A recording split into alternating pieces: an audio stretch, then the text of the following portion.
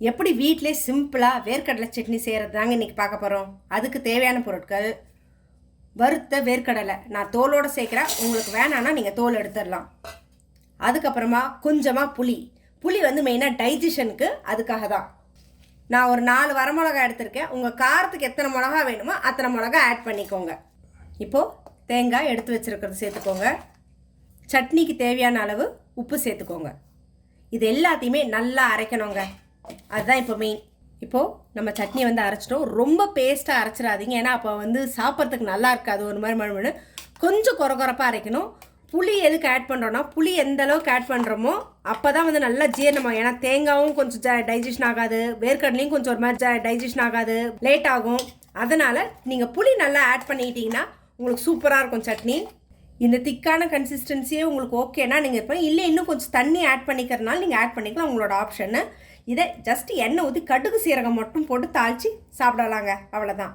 தாளிப்பு கரண்டி வச்சு ஒரு 2-3 ஸ்பூன் எண்ணெய் ஊற்றிக்கோங்க.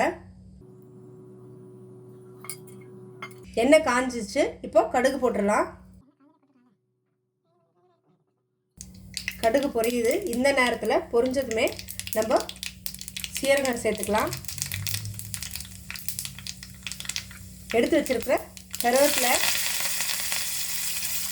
ஒரு வரமிளகா கிள்ளி போட்டிருக்கேன்.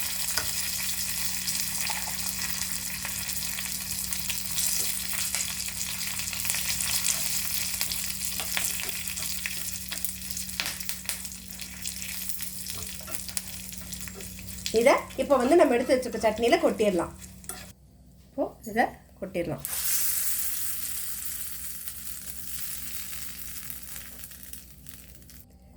நம்மளுடைய சுவையான வேர்க்கடலை சட்னி ரெடி ஆகிடுச்சுங்க. செமையாக இருக்காடே, அந்த வாசனை, அந்த டேஸ்ட்டு எல்லாமே சூப்பராக இருக்குது.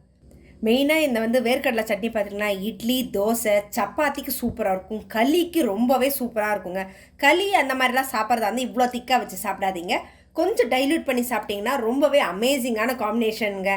இந்த வீடியோ உங்களுக்கு பிடிச்சிருந்துன்னா நீங்கள் ட்ரை பண்ணி பார்த்துட்டு உங்களோட கமெண்ட்டை கமெண்ட் பாக்ஸில் கொடுங்க. என்னோட சேனல் மறக்காமல் சப்ஸ்கிரைப் பண்ணிக்கோங்க. அப்போ தான் இந்த மாதிரி இன்ட்ரெஸ்டிங்கான குக்கிங் சிம்பிள் வீடியோஸை மிஸ் பண்ணாமல் இருக்கிறதுக்கு.